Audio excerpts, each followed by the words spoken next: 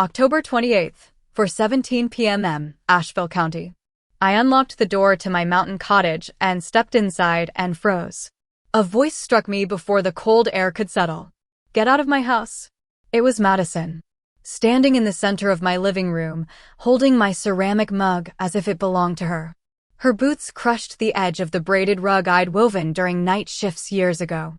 Behind her, her parents hovered, and my own son stood off to the side, silent, avoiding my eyes. They were arranged in my home as though I were the intruder. On the coffee table lay a document I didn't recognize. My name, Helen Richardson, scrawled beneath the words transfer of property rights. The signature wasn't mine. That same morning, my bank card had been declined at the grocery store. When I checked the account afterward, I found that Tyler had restricted my access, the very account I opened for him when he was a boy. That was the day everything collapsed. The day my own family positioned themselves against me. And the only question echoing through me was a quiet, stunned whisper. How could they do this to me? If you want to understand how I reached the moment of being ordered out of my own home, stay with me. My name is Helen Richardson, and at 62 I often feel as if I have lived several different lifetimes. The one people know, the one they like to praise in polite conversations, was my career as a nurse. 38 years of double shifts, winter flu seasons, quiet deaths at dawn, and sunrises seen through hospital windows instead of my own. I never resented the work. It shaped me. It kept my hands steady and my heart disciplined. But it also taught me to delay my own life year after year until I barely recognized what rest felt like. When I turned 58, I finally bought the cottage in the Black Mountains. It was old, uneven, and tired, much like I was at the time. I patched its roof with my own hands, sanded the floors one weekend at a time, painted the walls until the smell of fresh whitewash clung to my clothes. For the first time, I built something that belonged to me alone. A small place where the fridge hummed steadily at night, where lavender grew beside the porch, where a single lamp glowed warm enough to make me feel safe. That cottage wasn't just shelter. It was the first promise I made to myself. And then there was my family. Or at least the group of people who carried that title. My son Tyler grew up watching me work myself to the bone. I thought he understood what it meant. I gave him everything I could, his first savings account, his first car, the security he needed to build his own future. But somewhere along the way he learned a different lesson, that my help was endless, automatic, and expected. When he married Madison, that expectation grew sharper. Madison had a way of speaking that always felt like a soft shove. She liked to smile while she made requests, as if charm could tidy away the push behind them. Her parents, Rick and Donna, arrived soon after the wedding, pleasant at first, later practical, then quietly entitled. They learned quickly that I rarely said no, that I filled the silence with solutions, with loans, with favors. They didn't ask how I managed. They only asked when I could do more. It happened gradually. A borrowed check here, a temporary phone bill there, a last-minute request that somehow became monthly. I told myself it was family. I told myself I was helping them build stability. But in truth, I was teaching them to lean and teaching myself to bend. Looking back, I can see the pattern spread like thin cracks across a window. Small remarks that I brushed away. Offhand comments that should have made me pause. But I didn't want to imagine my generosity turning into a rope wrapped around my own neck. I didn't want to believe that the people I loved could look at my home, my refuge, and see it as an unclaimed prize. To them, I was reliable background support. A steady faucet of help. A pair of hands they assumed would always be free. I suspect they forgot I had a life outside their needs. Or maybe they never believed I did. The irony is that I never asked them for anything.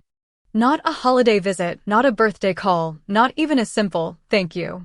I kept giving because it felt natural, because after a lifetime of caring for strangers, caring for my own felt like instinct. But something shifted when the cottage took shape under my palms. That house changed me more than I realized. It gave me a quiet place where my thoughts grew sharper. It reminded me I was still a person, not a resource. It gave me room to notice who stood beside me and who simply used the space I created. Tyler admired the cottage the first time he saw it, but there was a glint in his expression I didn't fully understand then. Madison, however, understood perfectly. She walked through each room with a gaze that evaluated rather than appreciated. She asked about the property line, the roof age, the resale value. And her parents followed with a kind of casual curiosity that hinted at long-term plans I hadn't agreed to. At dinners, at birthdays, in passing comments, they spoke of the cottage as if it were an inheritance already in motion. As if my life were a waiting room and they were next in line. I laughed it off. I shouldn't have.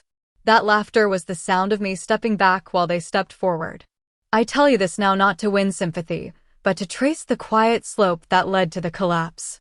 Betrayal does not arrive as a storm. It arrives as a draft beneath the door, cold, small, and easy to ignore, until suddenly the whole room is freezing. That was who we were then. Me, a woman who had given too much for too long. And them, a family who had mistaken my giving for surrender. I remember the moment with surprising clarity, even though at the time it felt small enough to ignore. It was one of those warm, early spring Saturdays when the air carries a faint sweetness and the sunlight settles gently on the porch railing. I had opened the windows to let the breeze drift through the cottage. The house smelled of lemon oil and cooling bread. Nothing in that morning hinted that a fault line was forming beneath my life. Tyler and Madison arrived unannounced, though with the easy confidence of people who believed they were welcome at any time. They stepped inside without pausing at the doorway. Madison walked ahead first, her sandals clicking lightly on the wooden floor, while Tyler followed with a distracted nod in my direction. He looked past me, toward the kitchen, toward the back window, as if assessing something he had never owned but already imagined using. They wandered through the rooms as if checking on a property under their supervision. Madison opened the pantry doors, ran her hand along the shelves, inspected the guest room, and paused at the hallway mirror to tidy her hair. Tyler trailed behind, making brief comments about fixing this and upgrading that, none of which he offered to help with. I brewed tea, set out the honey jar, and tried to keep the conversation gentle. Years of nursing had trained me to soften tensions before they grew sharp. But then Madison lingered near the kitchen window, holding one of my enamel mugs. She turned slightly so that the mountain ridge reflected in the glass behind her. She looked at the view as if she were assessing potential, hers, not mine. Then she smiled the way she always did before saying something she wanted to sound casual. So, she asked, "When are you finally putting the cottage under Tyler's name? It's going to be his anyway." She said it lightly as though asking about the weather. But something in the room stilled. I laughed, reflex, self-defense, habit. "Not for a long time, I hope," I said. She mirrored my laugh, but her eyes didn't match the tone. They sharpened, calculating, as if my answer revealed an obstacle she hadn't expected. Tyler stood beside her, leaning his hip against the counter. He didn't correct her. He didn't say, "Mom's house is her house." He didn't even try to joke it off. He just watched the steam rise from his mug, shoulders slightly tense, as though he had known the question was coming, but didn't intend to interfere. A small, thin crack formed inside me then, quiet, almost weightless, but undeniably real. They stayed another hour. Madison walked through the living room commenting on decor choices as if editing a space in her mind. She suggested repainting the walls, switching the sofa, opening the flow, her words. Tyler nodded at intervals, offering no commitment, no refusal. I answered politely, but my thoughts drifted. Why was she imagining changes? Why was he letting her? When they left, they took with them a loaf of bread I had baked earlier. Madison kissed my cheek lightly, the way she always did when she wanted to appear gracious. Tyler hugged me, distracted, already checking his phone before he reached the steps. Their car disappeared down the gravel road, leaving a thin dust cloud suspended in the late afternoon air. Inside the cottage, the silence felt different, not peaceful, not comforting. It felt like something had been knocked out of alignment by a single sentence spoken with too much confidence and too little respect. I picked up the mug Madison had held and washed it slowly, running my thumb along the rim. My reflection in the window behind the sink looked older in that moment, tired, thoughtful, bracing. I told myself not to read into it. Families say careless things. People make assumptions. It didn't have to mean anything. And yet, that night, sitting on the porch wrapped in a faded blanket, I found myself replaying her words with a clarity I couldn't dismiss. When are you putting the cottage under Tyler's name? Not a suggestion. Not a dream. A plan. Spoken aloud. I remembered the look in Tyler's eyes, uncertain, avoidant, but not surprised. He had expected the question. Perhaps they had discussed it. Perhaps they had rehearsed it. That realization pressed gently but firmly against a boundary inside me that had been too flexible for too long. Over the following days, small signs accumulated like dust in corners. A text from Madison asking, "Do you know the square footage of the cottage?" Another message wondering about insurance costs. Tyler calling to ask where I kept certain documents, though he claimed he was just curious. Each question on its own seemed harmless. Together, they formed a pattern, a quiet tug, pulling ownership away from me inch by inch. That was when I felt it, the first true shift in the ground beneath my life. Not enough to make me fall, but enough to remind me that cracks, left unattended, grow. And the smallest fracture can become a fault line. I simply didn't know yet how far it would spread. After that visit, the days didn't break all at once. They thinned, the way fabric wears down at the elbows. Nothing dramatic, nothing you could point to and say, "This is where it failed." Just a slow fading of warmth. At first, it was the calls. I used to speak with Tyler 3 or 4 times a week. Short conversations, mostly, how work was going, if the car was behaving, what new headache his boss had invented. I liked hearing the ordinary weight in his voice. It told me he was still grounded. Then, my calls began going to voicemail. "Hey, it's Tyler, leave a message." The same cheerful recording over and over, no matter what time I tried. I'd leave a brief note, just checking in, call me when you can. Some days he would text back a thumbs up hours later. Other days, nothing at all. Madison preferred emojis. If I asked how they were, she sent a smiley face. If I inquired about her parents, I received 2 clapping hands or a heart. When I mentioned the cottage, there was often a house icon, sometimes followed by a champagne bottle. No words. No substance. Just small bright symbols floating in the place where a conversation should have been. Rick and Donna only reached out with purpose. "Hi Helen, hope you're well. Do you happen to have a little extra this month?" The furnace surprised us. "Just checking, dear. Could you help us bridge the gap until Rick's next commission comes through?" Their messages sat in my inbox like unpaid bills. I answered more often than I should have. Transferred small amounts. Told myself it was temporary. Family storms pass, I thought. People struggle. You help where you can. But with each transfer, something inside me tightened. One evening, I drove into town to see Tyler in person. I told him I would be nearby and asked if I could drop off some homemade soup. He hesitated, then said, "Sure, swing by."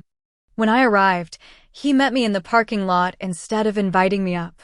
He kept glancing at his watch, as if he were late for something important. "How's everything?" I asked. "Busy," he said. "Work's crazy. We've got a lot on our plate." I offered the soup, still warm in the container. He took it, thanked me, and started to step back.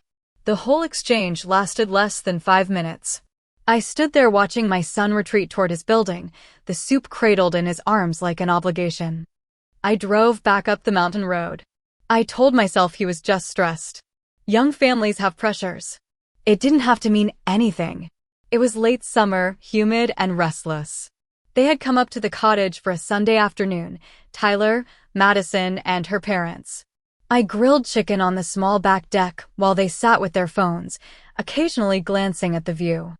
Madison scrolled through a rental website, showing Donna pictures of houses closer to town. "Can you imagine," she said, "if we lived up here full-time?" She tilted the screen toward Tyler. "No more rent, just a little drive." Tyler shrugged, not quite joking. "Mom doesn't even live here anymore," he said. "She's always at the apartment near the hospital. Maybe the cottage would be more useful to us." I felt my chest tighten, a clean, precise pain. I set the tongs down carefully so my hands wouldn't shake. No one noticed. Rick laughed, Donna smiled, Madison's eyes sharpened with quick satisfaction. There, spoken aloud at last. I said nothing. Not because I agreed, but because I didn't trust my voice to stay steady. I finished cooking, placed the food on the table, and listened to them talk about furniture arrangements, possible paint colors, how they would open up the space. My cottage. My work. My refuge. By the time they left, the sun had dropped behind the ridge, leaving the yard in long shadows. I stood alone on the deck, looking at the faint marks their chairs had left in the wood, and understood that something fundamental had shifted. They were no longer imagining my happiness here. They were imagining my absence. That night, I lay awake listening to the familiar hum of the refrigerator and the distant rush of the creek below the hill. These sounds had always comforted me, proof that the house was alive around me, holding me. But now they seemed to ask a question I had avoided for years. If I disappeared tomorrow, who would treat this place with the care it deserved? Would anyone see the hours in every repaired floorboard, in each coat of paint, in the lavender planted by my tired hands? My phone lay on the bedside table, screen dark, no new messages. I could have called Tyler. I could have said, calmly and clearly, the cottage is mine. It is not a future prize to divide. Instead, I turned the phone face down and stared at the outline of the ceiling. I listened to my own breathing and realized that grief can begin long before anything is actually taken from you. It begins the moment you sense that the people you love have started treating your life as if it were already over. I exhaled. I drove up to the cottage on a gray afternoon that carried the smell of rain, the kind that makes the mountains look bruised at the edges. From the bend in the road, I saw 3 unfamiliar cars already in my driveway. Their doors were open, music drifting out, laughter spilling into the quiet woods that had always protected my home. For a moment, I wondered if Tyler had invited friends, though he rarely came without warning. But as I pulled closer, a cold understanding settled into my stomach. The front door stood wide open. Not cracked, not ajar, open, as if waiting for someone other than me. I stepped inside and stopped. The living room looked wrong. Off. My framed photographs, carefully dusted each week, were gone from the mantel. In their place were pictures of Madison smiling beside her parents, arranged as though they had lived there for years. My grandmother's quilt had been folded and pushed into a cardboard box near the trash bin. A lifetime reduced to clutter.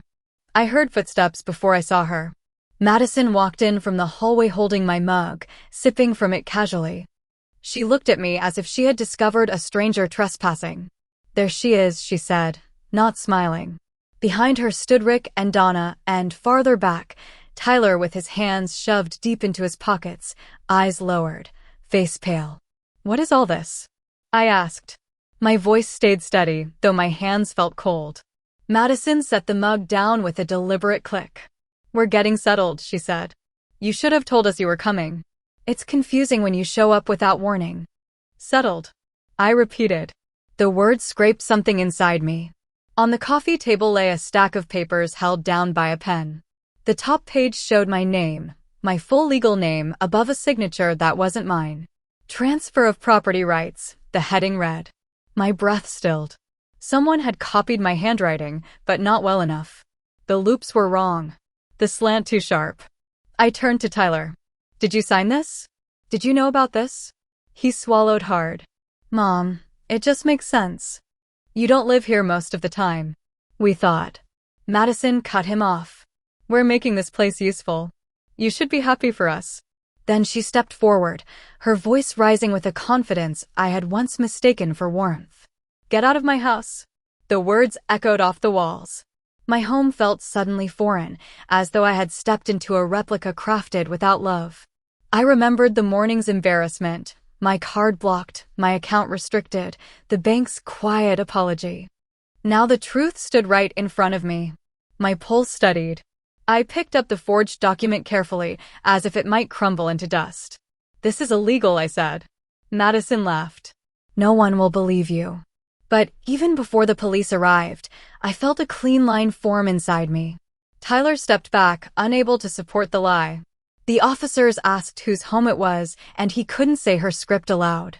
Silence answered for him. And in that silence, I understood exactly what I needed to do next. When the officers stepped into the cottage, the room shifted in a way I felt more than saw. Madison straightened her shoulders, arranging her face into an expression of practiced concern. Rick and Donna hovered behind her, stiff with the kind of confidence that comes from believing a plan is already airtight. Tyler stood near the fireplace, staring at the floorboards as if reading something written there. The forged document lay between us all like a small, poisonous creature. "Ma'am, we received a report of an intruder," one of the officers said gently. His tone held no accusation. "Just procedure." Madison moved first. "Yes," she said quickly, pointing toward me. "She's unstable. She breaks in. She refuses to accept that the house isn't hers anymore. We tried to handle it privately, but she becomes emotional and we're worried." Her voice trembled just enough to sound believable. It might have worked if I hadn't lived a lifetime learning to stay composed under pressure. I didn't argue. I didn't insist. Instead, I reached into my bag and pulled out a folder I kept there for reasons I couldn't explain until that moment. The deed. The property tax receipts. Copies of maintenance bills. All with my name, my signature, my dates. "I own this home," I said quietly. "And none of these people live here." The officers examined the papers. Madison's composure faltered. She attempted a laugh, too bright, too sharp. "She's confused," she insisted. She signed the transfer. Tyler was there. One of the officers lifted the forged document, studying it under the room's light. "Ma'am," he asked me gently, "is this your signature?" "No," I said. "And if you compare it to the others, you'll see it." He did. His eyes narrowed. The room held its breath. Tyler stepped forward then, not toward me, but not toward Madison either. He simply moved, as if the weight of choosing a side had finally pressed too hard. His voice was low. "I didn't sign anything," he said. "I didn't see her sign anything." Madison's head snapped toward him. "Tyler," she hissed, "don't start this now." But the officers had already shifted their stance. The first one closed the folder gently and handed it back to me. "Ma'am," he said, "thank you for your cooperation. Legally, this residence belongs to you. We'll need everyone here except the owner to step outside until we sort this out." The cottage felt different in that moment. Not smaller, not invaded, but awake. As if the walls themselves were noticing what had been happening under their own roof. Madison protested. "You don't understand, she's manipulating this." I didn't answer. For the first time in years, silence served me better than explanation. I watched them gather their belongings, my belongings, some of them, and carry them toward the door. Donna muttered under her breath. Rick avoided looking at me. Tyler moved slowly, as if each step dragged a piece of him loose. When the door closed behind them, the house exhaled. So did I. The officer remained a moment longer. "If you want to press charges for the forgery, you can," he said. "Or we can file this as a trespass incident. It's your call." I shook my head. "I need a moment," I said. "I need to stand in my own home again." He nodded and left me alone in the quiet. I walked through each room slowly. The air still smelled faintly of their perfume, their cologne, their wine. On the mantel, the empty space where my photos had been seemed to glow in the soft afternoon light. The box by the trash held pieces of my life, folded, dismissed, nearly discarded. I lifted my grandmother's quilt from the box, smoothing its worn fabric between my fingers. The familiar scent of cedar rose from it, as if my past were reminding me it still existed. For years, I had tried to keep the peace, believing that calmness was the same as love. That patience could mend anything. But standing there, holding a piece of my history almost taken from me, I felt a shift inside myself, something firm, unyielding, long overdue. "This ends today," I whispered. "No anger. No theatrics. Just certainty." I placed the quilt back on the couch, walked to the fireplace, and lit a match. The flame flickered, caught the kindling, and grew. The warmth spread through the room in slow, steady waves. A symbolic act, perhaps, but necessary. A reminder that this house had a heart, and that it beat with mine, not theirs. The crackle of the fire was the only sound. And in that warmth, I understood that the next steps would not be loud ones. They would be deliberate, measured, final. When the door closed behind the officers, I did not sit down. I knew that if I allowed myself even a moment to collapse into a chair, the old habits would creep back in: excuses, rationalizations, the urge to smooth everything over. Instead, I stood in the center of the living room and looked at what they had tried to turn my home into, a staging ground for a future where I no longer existed. The forged document still lay on the coffee table. I slid it into a plastic sleeve from my folder and tucked it away. Evidence, not a wound. Then I picked up my phone. First, the bank. I called the direct number I kept from years of speaking with the same branch manager. My voice was calm, almost clinical. "This is Helen Richardson. There has been unauthorized activity on my accounts. I need to review and change all permissions immediately." We went through each account one by one. The joint savings I had opened with Tyler when he was a teenager. The emergency fund I had quietly padded for them during lean months. The automatic transfers titled Family Support, scheduled to leave my account on the 1st of every month. My fingers did not shake as I said the words I had never said before. Cancel that. Remove that name. Freeze that access. No external transfers without my direct approval. With each confirmation from the other end of the line, the pressure in my chest loosened. I wasn't cutting them off out of cruelty. I was simply reclaiming what I had allowed to drift out of my hands. Next came the insurance company. Tyler's car insurance, which had been drafted from my account for 3 years under the promise that he would take it over soon. I gave the policy number, listened to the representative shuffle papers, and then said, "As of today, I will no longer be responsible for this payment. Please notify the policyholder." Then Madison's health plan, the supplemental coverage I had agreed to, just for a little while, when her job didn't offer benefits yet. 6 years of premiums later, I ended it with a single call. Terminate at the end of the current cycle, I instructed. Do not renew without my written consent. I opened my banking app and scrolled through the recurring transfers, rent contributions, utilities, small amounts labeled help until payday. They had become a silent second job, one I never officially accepted. I canceled every single one. By the time I finished, the sun had shifted across the floor, drawing new lines of light across the rug. I finally allowed myself to sit, not in defeat, but in ownership. A knock came at the door. It was one of the officers, hat in hand. "Ma'am, they're waiting in the driveway," he said. "Do you want them escorted off the property, or will you speak with them?" I thought of all the years I had filled the silence with apologies. I shook my head. "I'll speak," I said. "But I need you to stay." We walked outside together. Tyler, Madison, and her parents stood near their cars, arms crossed, faces tight. Madison opened her mouth first. "Are you happy now? You embarrassed us in front of the police." I didn't respond to that. Instead, I spoke slowly, clearly, the way I would explain discharge instructions to a patient. "You have 30 minutes to collect anything that belongs to you personally and leave this property.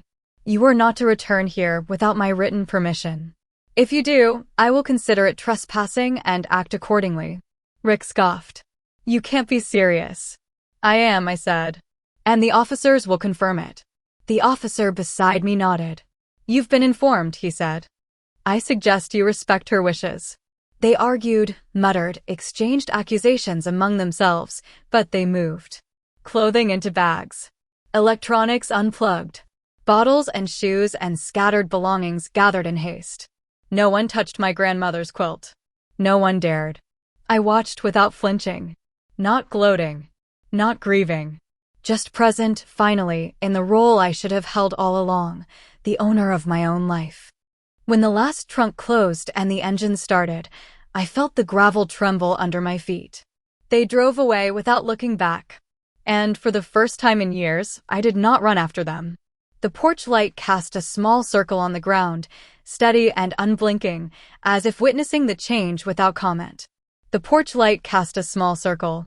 In the weeks that followed, the house settled into a quieter rhythm, but the echoes of their departure lingered around the edges.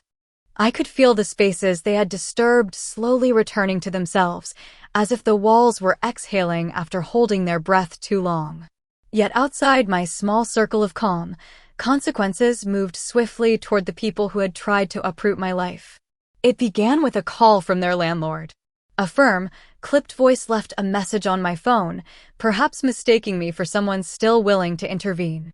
If Tyler and Madison can't make rent by Friday, the lease will be terminated. We've given all extensions we can.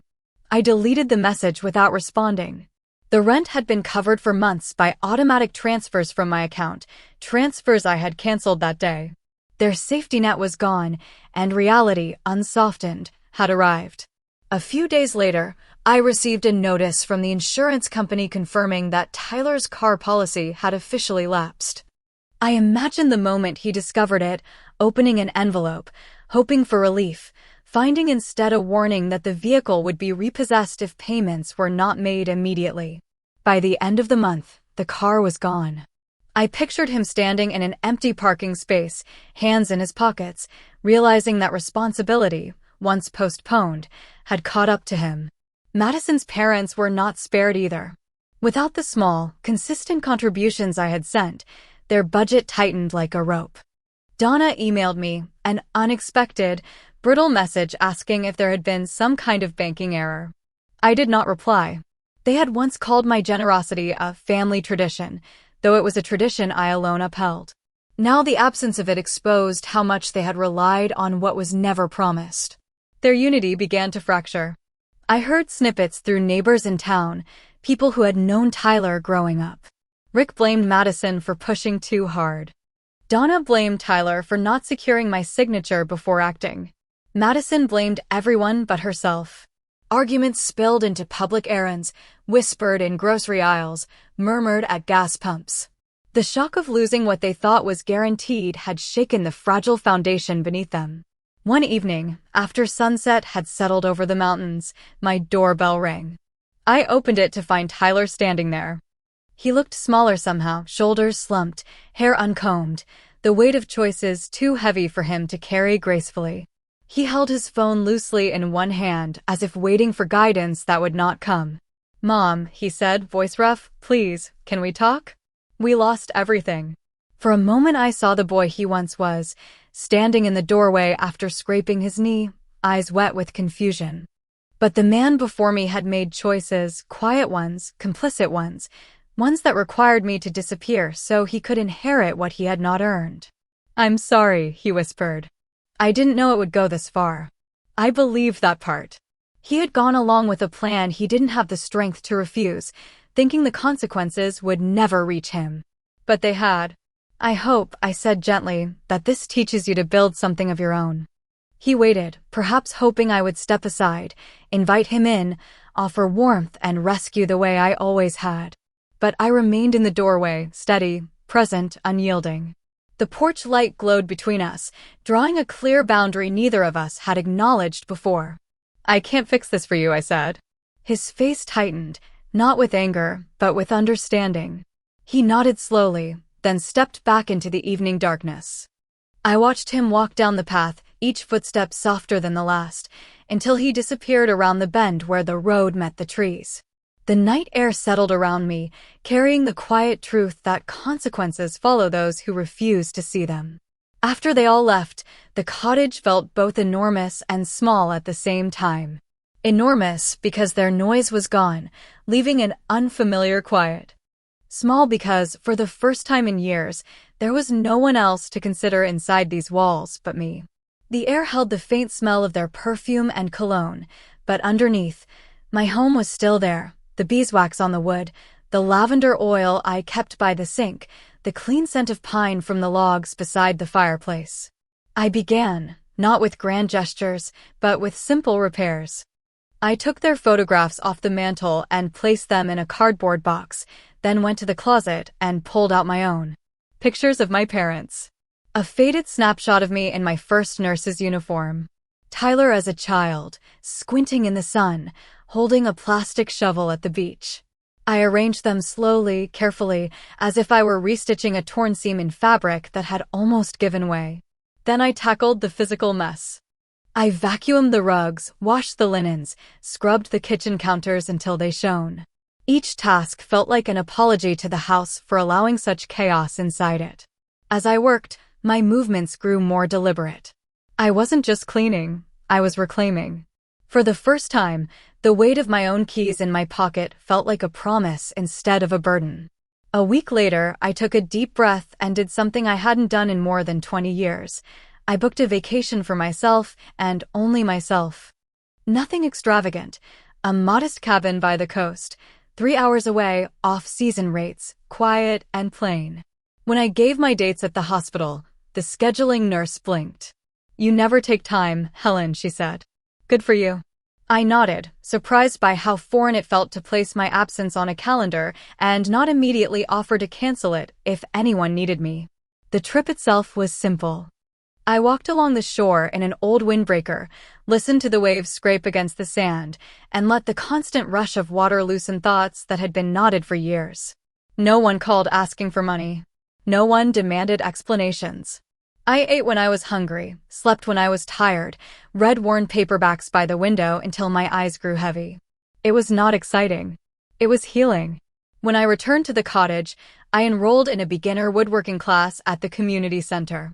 My hands, used to needles and bandages, learned the feel of sandpaper and chisels. I carved small things at first, simple boxes, a crooked picture frame, a wooden spoon that came out thicker than it should have. The instructor, a patient man with sawdust in his hair, told me, "Wood remembers how you treat it. Go slow." The advice felt larger than the project in front of me. On weekends, I volunteered at the small clinic in town instead of driving to the city for extra shifts. I helped elderly patients fill out forms, took blood pressure, listened to stories about their own families, fractured, complicated, loving, difficult. I recognized the same patterns of overgiving and quiet disappointment in their voices. We didn't solve them. We just acknowledged them, and sometimes that was enough. Inside the cottage, I allowed myself small luxuries that cost little, but meant everything. Fresh flowers from the market once a week. A good blanket on the couch. A new lamp with a warm shade for the reading chair by the window. I lit a candle in the evenings, not to mask anything, but to mark the moment when the day slowed down and became mine again. The silence in my home changed. It no longer sounded like abandonment or punishment. It sounded like space, room for my thoughts to unfold without interruption, for my heartbeat to fall into a steady rhythm that belonged only to me. On some nights, I still felt a tug of sadness, a question about what might have been if my family had chosen respect over entitlement. But grief no longer ruled the house. It visited, stayed for a cup of tea, and then left me to my evening. Tyler and I kept a cautious distance. An occasional text on holidays. A brief update about his job. No money requests. I answered when I chose to, and if I didn't have the energy, I let the message wait. Boundaries, I learned, are not walls to punish others. They are fences that keep your own life from being trampled. Little by little, I grew used to the sound of my own decisions. And in that quiet, I began to recognize myself again. The mountains outside stayed the same, steady and indifferent, but I no longer felt like a guest in my own days. In the months that followed, I found myself moving through the cottage with a steadiness I had not felt in years. The quiet no longer struck me as emptiness. It felt like a room finally cleared of debris, a place where light could fall without being intercepted. I learned to brew my morning tea without rushing, to sit by the window and watch the fog roll down the mountain as though the world were being washed clean before my eyes. I kept expecting a resurgence of anger, some sharp resentment toward the people who had tried to erase me from my own life. But what came instead was something quieter, more grown. A recognition that harm often begins not with malice, but with entitlement left unchecked. They had grown accustomed to my giving. I had grown accustomed to disappearing. It was a dangerous symmetry. One evening, as autumn returned, I lit the fireplace and sat on the floor before it, feeling the heat drift across my palms. The quilt that had almost been thrown away lay folded beside me. I traced a seam stitched decades ago by my grandmother's hands, steady and patient. I wondered what she would think of how long it took me to protect what was mine. Perhaps she would simply say, "You learned when you were ready." I no longer replayed the betrayal the way I once did. The forged signature, The shouting, the sight of my belongings shoved aside, they had become distant, like a storm remembered rather than endured. What stayed with me was the moment I drew the line. The calmness of it. The certainty. The understanding that love without respect is erosion, and that erosion happens slowly until suddenly you are standing in a space you no longer recognize. Now, when I walk through the rooms of my cottage, I touch the walls lightly as if greeting an old friend. I feel the sturdiness of the life I rebuilt, not loud, not triumphant, but honest. Quiet victories leave the deepest marks. I don't know what the future holds for my family. Reconciliation, distance, something in between. But I do know this. I will meet whatever comes as a whole person, not a shadow offering pieces of herself just to keep others comfortable. And if my story touched something in you, if you've ever felt yourself fading in the name of peace, know that you are not alone. You belong in a place where truth is spoken softly, where boundaries are not punishments, but pathways home. Subscribe if you wish to hear more stories where silence becomes strength.